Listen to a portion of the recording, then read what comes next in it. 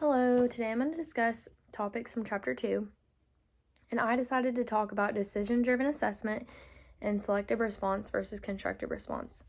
So let's first talk about decision-driven assessment.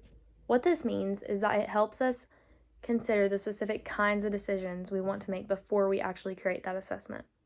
An example I found on page 36 that I really like states that classroom assessment should be unequivocally focused on the action options teachers have at their disposal.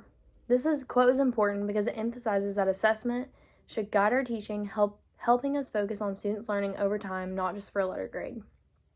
While we can give a test to measure our kids' performance in the moment, it won't inform instruction unless we are tracking our students' progress over time. As discussed in Chapter 1, that I noticed again in Chapter 2, is that we should assess our students' attitudes toward what is being taught. Why is this important? I ask myself the same question. Because understanding how students feel in that moment, including their motivation, confidence, and interest, can help us make better instructional decisions for their learning.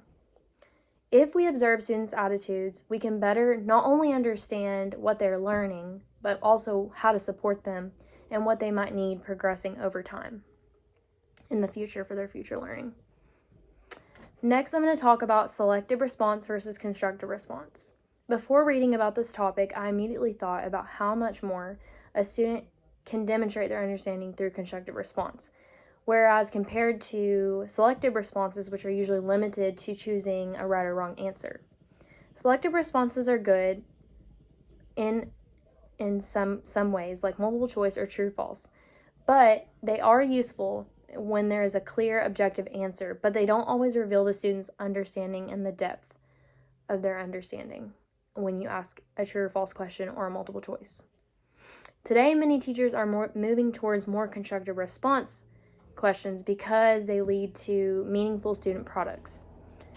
I found a quote that I really liked, an example, on page 49 that says, "Products such as coffee tables, souffles, speeches, or one-act plays."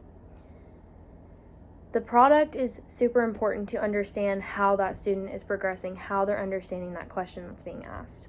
These types of assessments allow teachers to evaluate not just whether a student is right or wrong, but the quality of their work. For example, a writing assessment or assignment even, with saying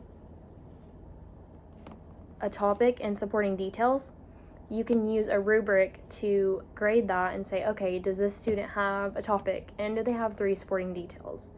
And you can see if that student has that quality of understanding that they need a topic and 3 supporting details, or they may need some help in how many details they need.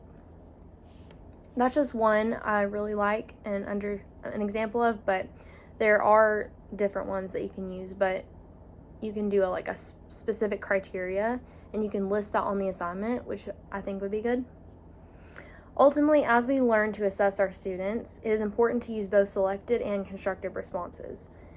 Each has its place, but both types of questions help teachers guide more instruction more effectively and make informed decisions about future assessments.